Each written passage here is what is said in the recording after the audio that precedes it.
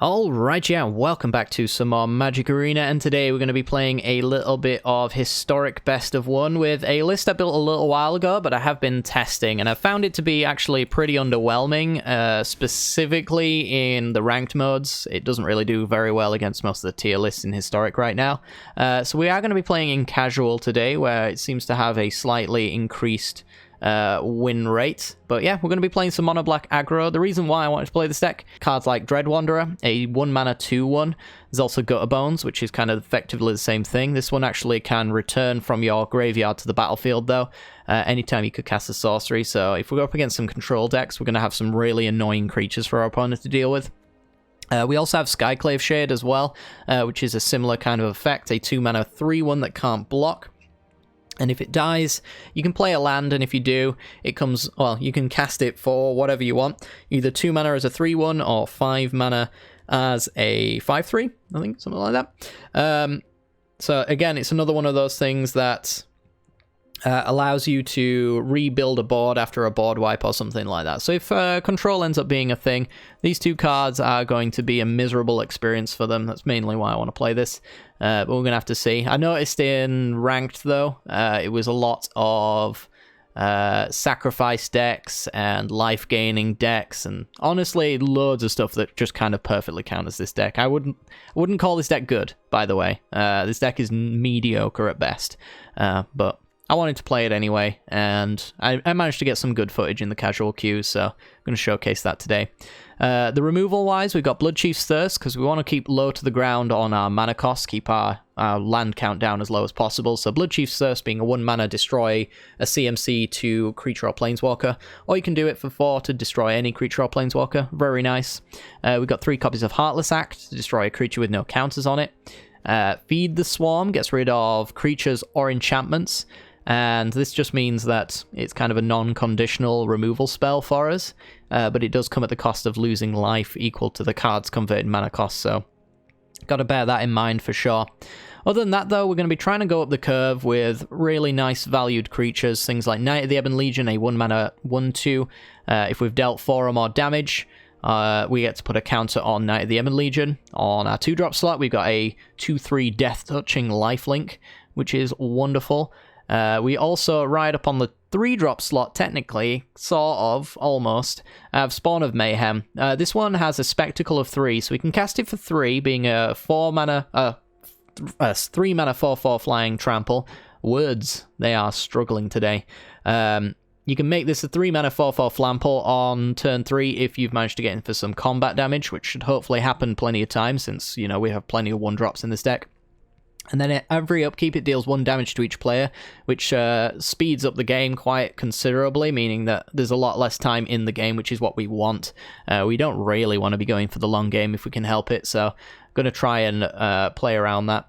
And finally, we've got Prankle, Master of Ranks, 4-mana 3/3 Flying Haste. When it deals combat damage to a player, you can choose to make each player discard a card, each player lose life and draw a card, and each player sack a creature. So discarding a card and sacking a creature are 2 things that we should hopefully be able to do reasonably well without punishment. Keeping in mind that Gutter Bones and Dread Wanderer and Skyclave Shade can all return from the graveyard in some form or another, so we don't mind discarding them, we don't mind sacrificing them. Definitely under certain circumstances, of course, but got to keep that in mind. The only one that we're going to really question, I think most people do when it comes to Rankle, is the drawing card, because you're going to give your opponent a potential answer, but if you need one, then obviously you're going to have to go looking for one as well. 19 lands, we've got 3 Agadeem's Awakenings, might want to be 4, I don't know, it's a useful card anyway. We can cast it for 6 mana to get a 1/2 and 3-drop. Which is kind of cute. Oh, actually, we don't technically have a 3-drop. You could have a Rotting Regisaurs in this deck as well. It's something that I have considered. Might be worth doing, actually, for Agadeem's Awakening purposes. But, you know, Spawn of Mayhem's kind of our honorary 3-drop, as well as Demonic Embrace, which gives +3/+1 and flying to a creature. And again, we can cast this from our graveyard by paying 3 life and discarding a card. We also have a pretty good game against Mill, if you hadn't noticed. So that's going to be hopefully what we're trying to go up against.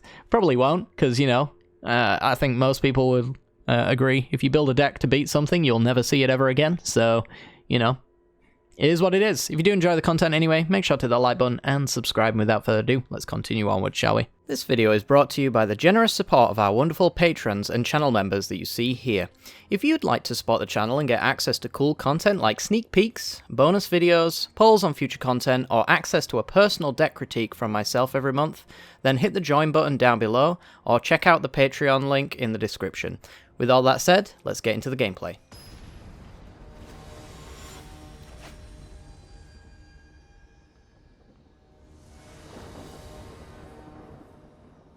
Alright, we're in on the play against Lurus List. This hand's a bit slow.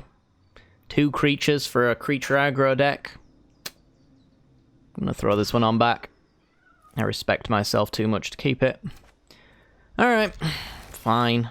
We'll get rid of Feed the Swarm, I suppose. I want to keep some pressure up, you know? So let's go Knight of the Ebon Legion. It's probably Rakdos Arcanist. It's always Rakdos Arcanist. It's Rakdos Arcanist. Okay. Stitcher Supplier, best one drop they could play right here. And, well, we're just going to go Aetherborn, swing for 1. Opponent will block, because it sets up a Croxer. None in the yard, though.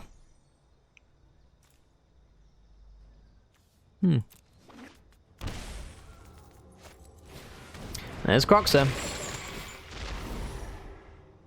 We shall rid ourselves of Agadeem's Awakening, I think. Do kind of need the land, but I'll flood out just fine on my own, thank you very much. And let's get swinging.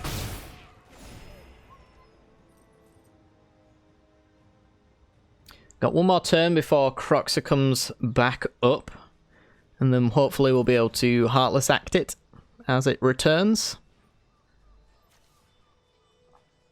Unless they've got a backup Croxer here, which would not even slightly surprise me. Priest of the Forgotten Gods. Could we be too aggressive? Well, there he goes. It's a Blood Chief's Thirst. Next turn they're just going to get it out of my hands, so I might as well get this off their fields. This also allows us to get in with 4 points of damage to trigger the Knight of the Ebon Legion, who's proving to be slightly too much for our opponent, I would imagine. So now just Croxer is not enough, because they end up just trading it and going to 2. Oh boy. Especially when they lightning bolt themselves. I think they're just going for Croxer here. Okay, an admission of defeat. I like it. Now, no matter where they block, they lose. Fair enough. I'll take it.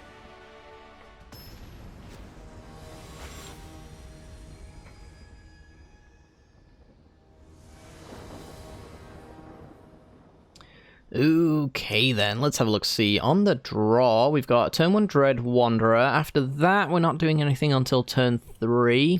But it is a Spawn of Mayhem streak, though, which could be okay. Normally, I probably wouldn't keep a hand like this, but I feel like living on the edge today. Jungle Hollow for our opponent. Not a common land to see.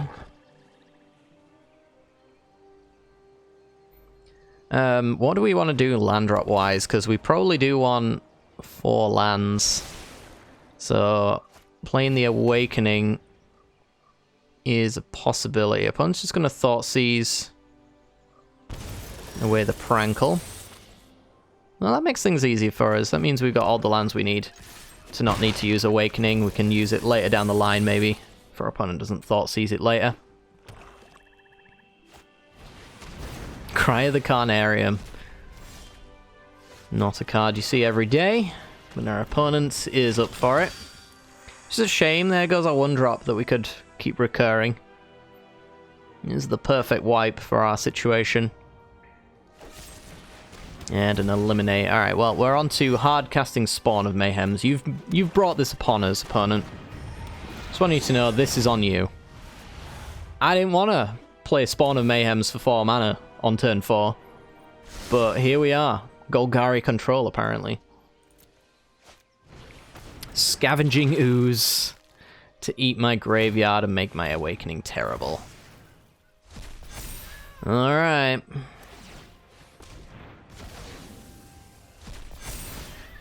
Well, ping you. Feed the Swarm's not bad, because we can Spectacle out Spawn of Mayhem. We can eat this for 2 life. And then get swinging. This is a lot of damage.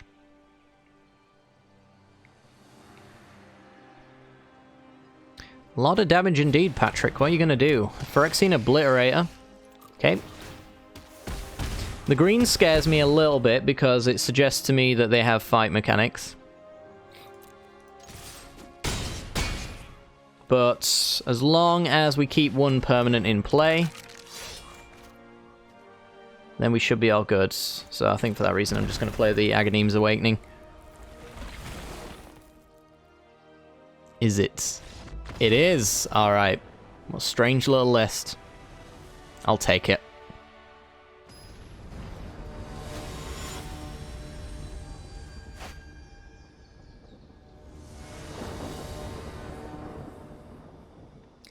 Alrighty then, let's have a look. See, this hand is what I would consider playable. It's got turn 1, turn 2, turn 3 play, so that's all you really can hope for.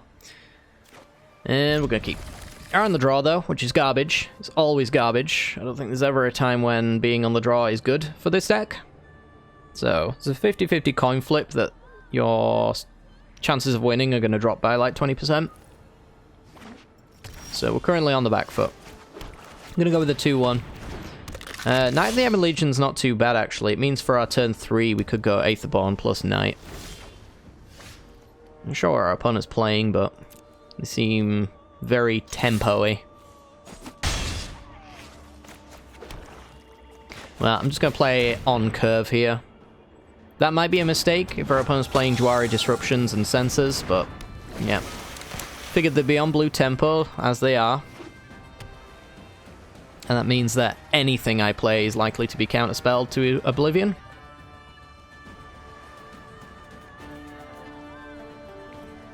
Okay, so how do I want to play this out? Because I want to Bloodchief's Thirst the Cutthroat. That's the end goal scenario here. So I could swing. Our opponent might play multiple cards in order to trigger the Cutthroat's annoying ability. They might not. I think we'll go to combat. We'll see if they've got a Merfolk Trickster. Yep. She taps down the Aetherborn. We're swinging with the Gut Bones. See if they've got a Spectral Sailor as well. Nothing here. Alright, so they wanted to tap down this Aetherborn before, and that resolved way too quickly for its own good, so kill the Cutthroat.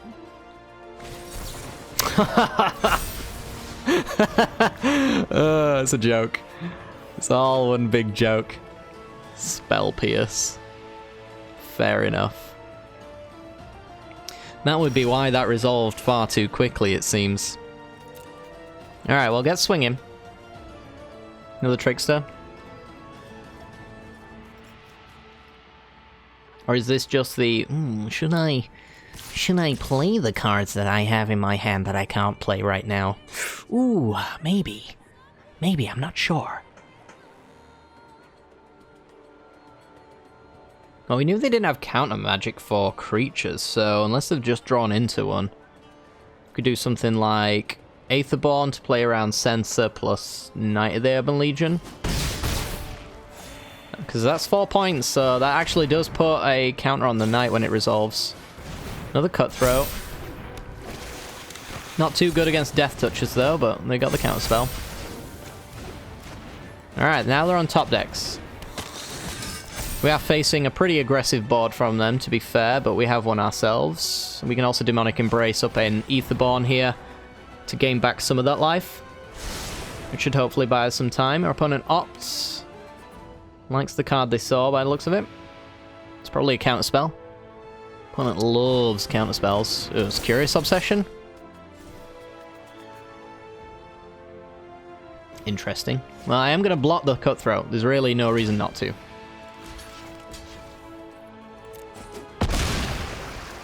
Alright. There's a Gut Bones. So they are empty-handed. Now we can go Aetherborn, swing. I could offer a Cutthroat trade. I think I'm okay with the Cutthroat trade. I doubt they take it anyway. But this threatens lethal, leaves me with an Aetherborn to block the Cutthroat, which means they probably aren't attacking, or they're throwing something under the bus, just to keep the Obsession around. Either way, something's getting traded here. Mostly in my benefit, unless this is a bounce spell. So they are going for it. Yep, I'm going to allow it. Maybe it's a Merfolk Trickster to take the Death Touch away. Nope. Maybe our opponent just conceded. Time to explode. Alright, well, I'm going to get in for the 5 points that I deserve for tolerating our opponent's deck. And then, and only then, I think I might pull Gutterbones back. And then just play a Dread Wanderer.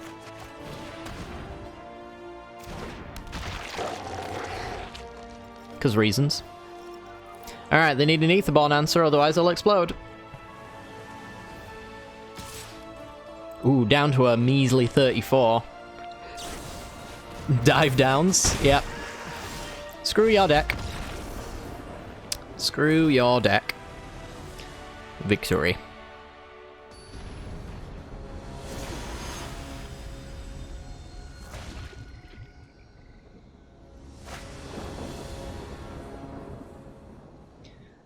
Alright, on the draw against the Garuda deck. It's been a while. Alright, so our opponent's probably playing a combo list. Probably similar to the one that we played before, which was quite flimsy, to be honest. And this hand looks like it could race that.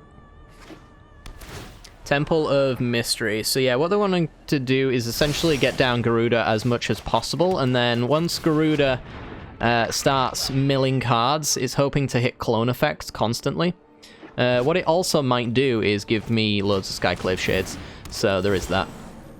And there's a Paradise Druid, so their idea of a deck is essentially to not block. If they're blocking, that means Garuda's not coming down as early as it should. It's all going to come down to whether or not our opponent whiffs, basically, on their combo, I would say. Which is more likely to happen than it is to not happen. Then again, I played it, so my views on it can be quite biased. Because I'm not that lucky. So, my luck was quite garbage. There's Wolfwiller Haven, leaves them with 3 mana into a Charming Prince to scry, most likely. Charming Prince flickers Garuda and gives them an end-step re-trigger on Garuda.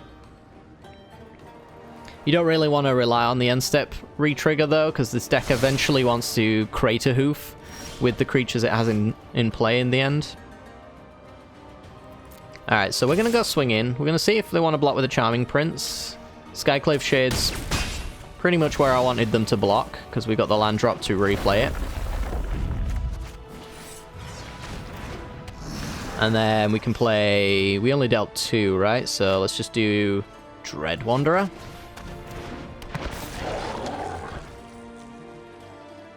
If we dealt 4, I'd go for the 2-3, of course, but we didn't. We're going to keep this pressure up. So it's got to be max damage. You can always go over the top for 6 as well on a Skyclave Shade. Alright, Garuda's into hand. They're ready to go.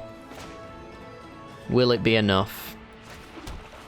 So we've got Knight of the Ebon Legion, Demonic Embrace, Skyclave Shade. We want to make sure that we've got max damage in the air. Basically, this means that they have to have this Paradise Druid deal 20 points of damage off of a Crater Hoof, and forcing themselves to tap there is not going to help them. They could also mill us, that's entirely possible. if they can chain this combo together, which looks like they've whiffed, they could actually use the mill 4 to hit my deck until I'm forced to draw. Oh, they actually did hit a Gigan. I missed that.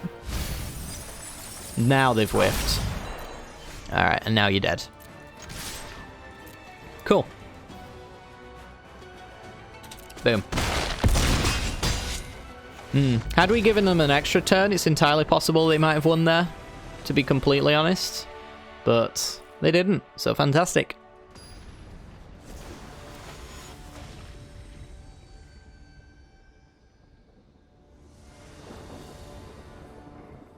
Okay then, let's have a look. See, we have Creature Dense Hand. I'll take it.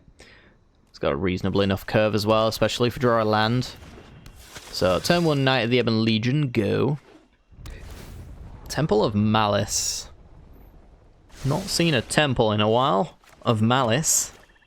A malicious temple, you might say. Let's go with the Skyclave Shade first, I guess. Just put the max amount of points on board. Means that Knight has the 4 points required to trigger his effect. And it looks like it's going to be Priest of the Forgotten Gods. Alright, well, we can work around that. We can go with Demonic Embrace on Knight of the Ebon Legion. If our opponent wants to do the sack effects without, you know, claim the Firstborn into Village Rites, I suppose, then we've got a Skyclave Shade that we can sack, which is fine. But naturally, I'm sure they have claimed the Firstborn into Village Rites. Never has a different thing come to pass. Ooh, it's going to be Croxer into Sacrifice. So we get rid of the Shades. We will get rid of... I don't know, actually. Probably an Aetherborn. So we can do a 2 and 1 on our turn. I think that's okay. Got to maintain a body on board. That's nice. Alright, so we got a land for the Skyclave Shade. And I guess we go for the Aetherborn. Though it's tough. Because you'd probably want to sack the Gutterbones over the Skyclave Shade, given the chance. But I think just because we can top deck a land and we'll need something to make that land good, then we'll sack this instead, and we've got a decent enough blocker with the Aetherborn as well.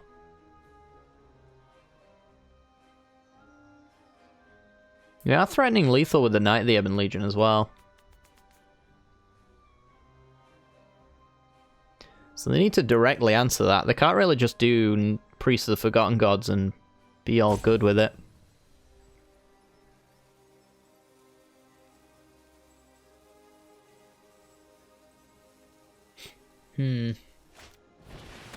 Mayhem Devil. There's a lot of sack triggers. So one for the Shades. There's not 5 triggers here, though. Yep, let that 2 through. If I don't, then we trade Aetherborns, and then for, Priest trades Knight off. Which we don't want that.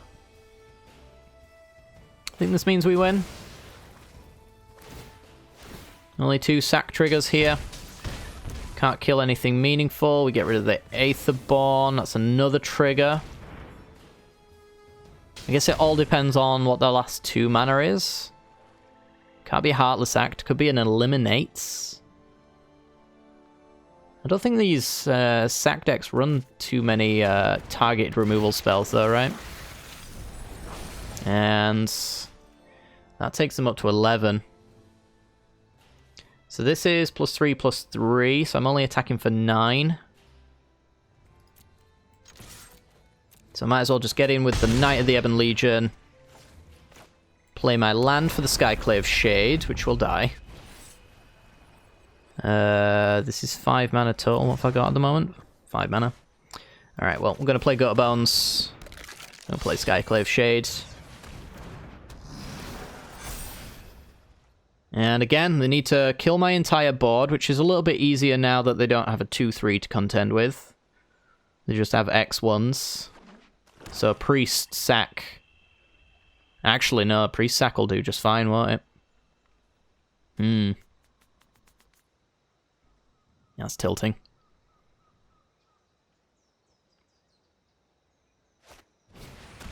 Call of the Death Dweller.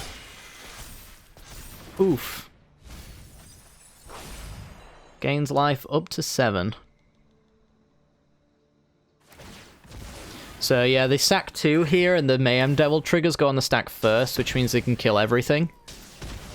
If it had just drawn an X2, I'd have been completely fine. Huh.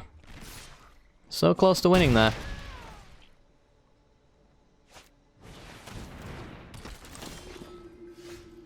And that won't do it either. They just sack my board, swing for lethal. Alright, well, fair enough.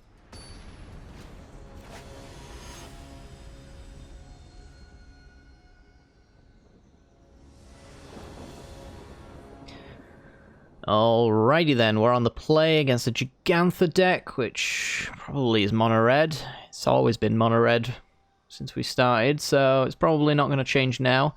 This hand, it's got some Blood Chief's Thirst. If we can get up to a Spawn of Mayhem, that's kind of a hard to deal with kind of card, and if we have 10 or less life, Spawn actually starts growing, so being on a low life total on the play sounds about right for a victory condition. Could also just be John's Sacrifice. If it's John's Sacrifice, we lose. Simply put, we don't have the hand for it. And looks like it's mono red. Okay, not too bad then. So we get to go Swamp, Blood Chief's Thirst, the Soulscar Mage, keep that power off the board. And then swing for 2. We really don't want our opponent playing anything here, which is unlikely to happen. It's going to be a Gitu Lava Runner. And Wizard's Lightning. Yeah, so that's kind of a thing we were hoping we wouldn't see, because that just means that we have to do this so we can play Spawn of Mayhems. I don't know how much I care about the Lava Runner necessarily. I think I probably want to kill it just to avoid our opponent being able to Spectacle cards. Most of them are 3 mana, so if they're looking for a land off of Light Up the Stage or to enable Skewer the Critics, we really want to reduce the odds of that happening. Also, you know, guaranteeing we can actually play Spawn of Mayhem on 4 is pretty reasonable as well. Though with his Soulscar out, they don't really need to kill it in one go, since the replacement effect of Soulscar is that they just do -1/-1 counters. Well, I think we just take the damage here. Reason being, if we swing, we get to enable Spectacle, and that means 3 mana Spawn of Mayhem. And potentially something useful. So I could bolt myself to play Gifted Aetherborn. They've got Thermo Alchemist and a Shock. How much do I value the Aetherborn play? Definitely want the Spawn of Mayhem play. I think that's a given. It does allow me to get empty-handed for Dread Wanderer returning. But taking 3 damage just to get an Aetherborn out that might die doesn't feel great. Puts it as a 0/1 and makes it essentially completely useless with Soulscar out. Yeah,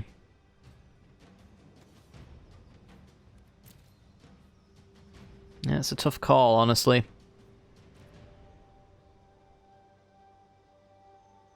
I think we just pass. I think we pass with the hopes that Agadeem's Awakening can return an Aetherborn and a Dread Wanderer on its own. Opponent's probably gonna, yep, shock a Spawn. Means they can get in for some damage. Really making quick work of my 4-drops. Spectacle, and finishes the Spawn. Oof. Demonic Embrace, though.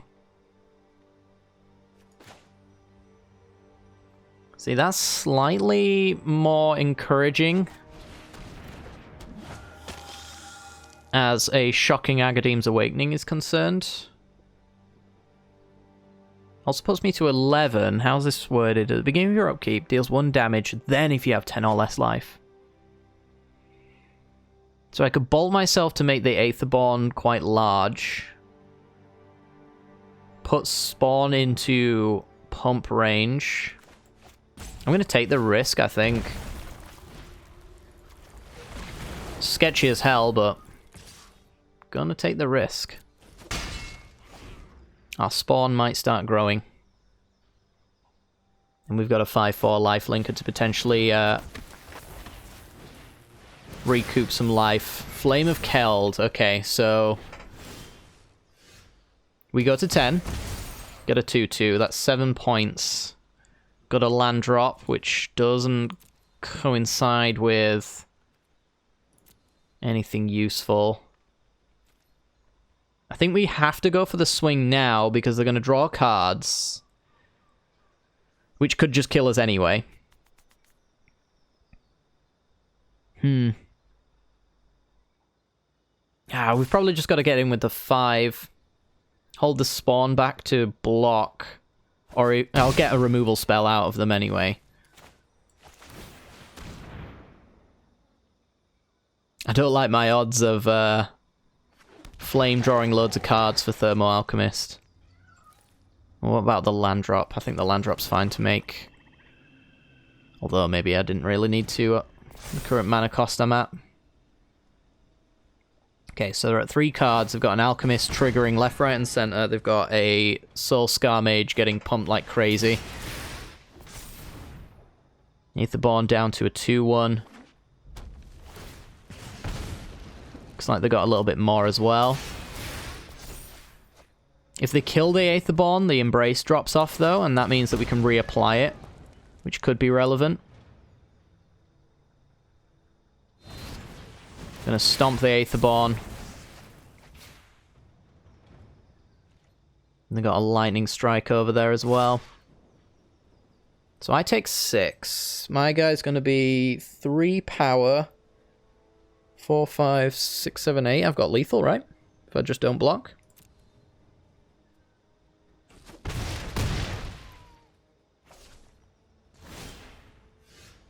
Go to 5. Virtual 4 with Thermo Alchemist, but the only thing they can do is a 2-drop. So I just make you flying. Discard this card. You can't interact with it because Stomp isn't a thing, Lightning Strike isn't a thing.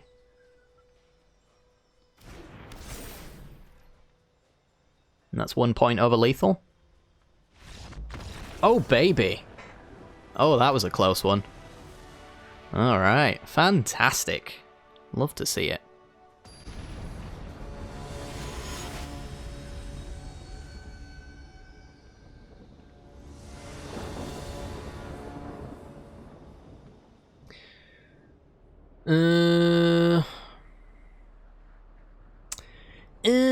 Yeah, I can keep this.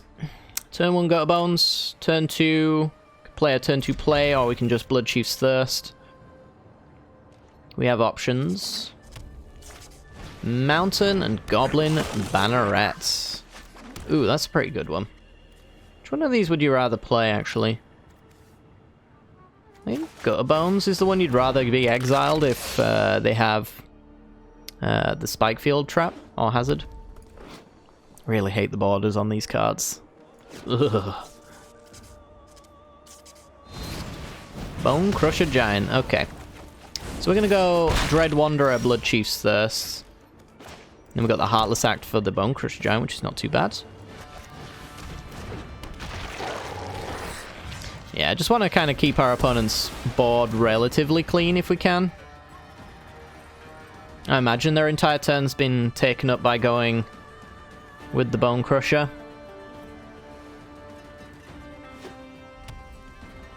I don't know if you guys can tell, but the actual border on the art is flickering.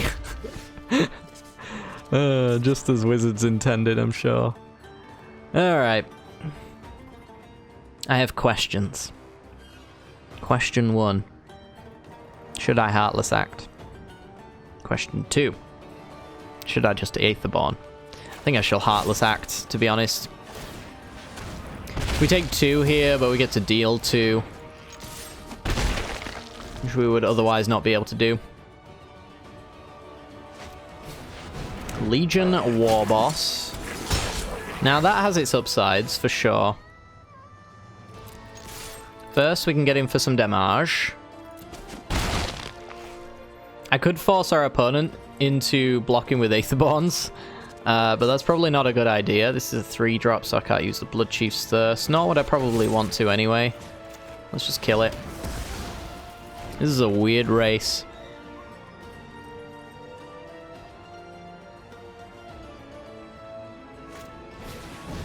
Run away. Steamkin. That can be hit with a Blood Chief's Thirst, so a land would be lovely for us. Ugh. You would be a first striker, wouldn't you? Alright, well, gifted Aetherborn. And Blood Chief's Thirst on the Steamkin. Keep them away from higher mana cost things. And yeah, we can't really swing in. We do have 2 3s, so that kind of plays into a good rigging runner attack. Though a burn spell is kind of just a blowout at that point. Gotta make him use it though, I would have thought.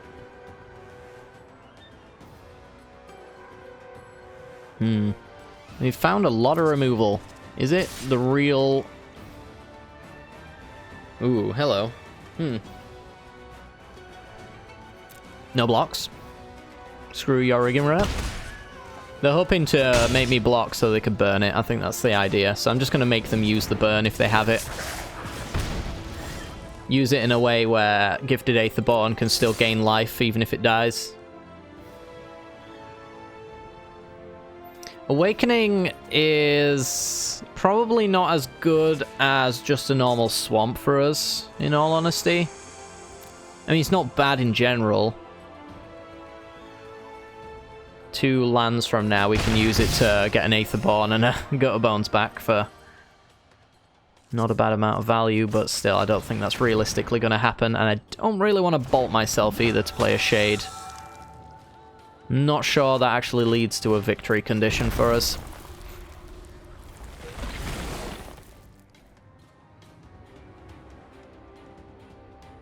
So we know they've got probably a Shock. Either a Shock or a Spikefield Hazard. Something that can force the Rigging Runner to profit block. We'll find out what it is now. It's a Shock. Okay. So traded a Shock and a Pyromancer for a Gifted Aetherborn.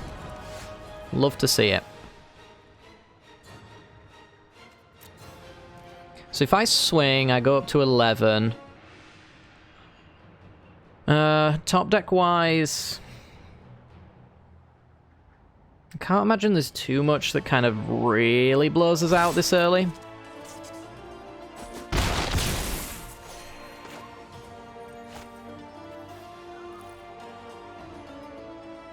I think we just play the Shade. This comes back tapped anyway. We can pull it back to hand, I suppose.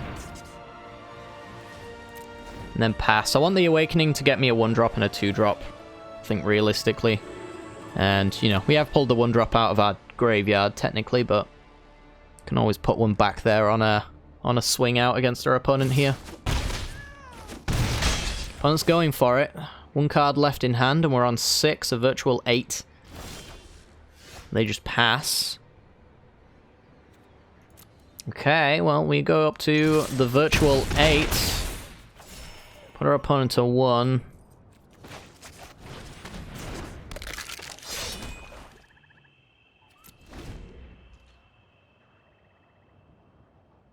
I guess there's a world where they can win here. If they slow roll the cards, it means they might have 2 burn spells to finish off the job. They've got 5 points, so they only need to find 3 points of damage. I don't know if that means we should have held back a Dread Wanderer or not.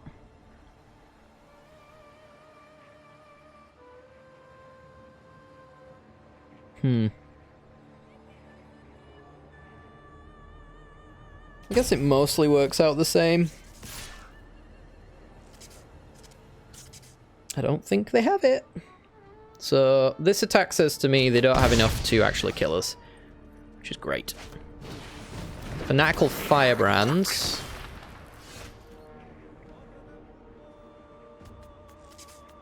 So this is Rigging Runner, Firebrand hits Aetherborn. I think that's their line of play here. Well, all attack. We can Nagadeem's Awakening X2, get back a 1-drop. Get back an Aetherborn to block.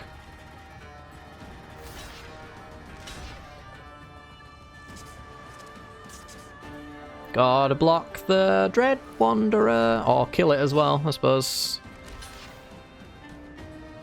There is that. So they're gonna block and sack the Aetherborn, so we stay at 6. Dread Wanderer hits the bin. Awakening X2. Get back Aetherborn and Dread... Actually, no, we'll get back Gutterbones. Dread Wanderer is easier to pull back. Then we got the 2/3 life-linking Death Touch blocker. We have the ability to play Dread Wanderer and Gutterbones as well as recurable annoying threats, but they are tap lands, or tap creatures.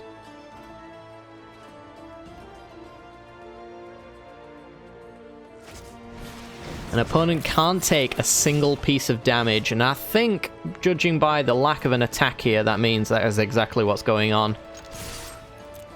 3 blockers to 3 attackers. If we drew a removal there, I imagine we win. What is this last card, though? A land? Looks like it.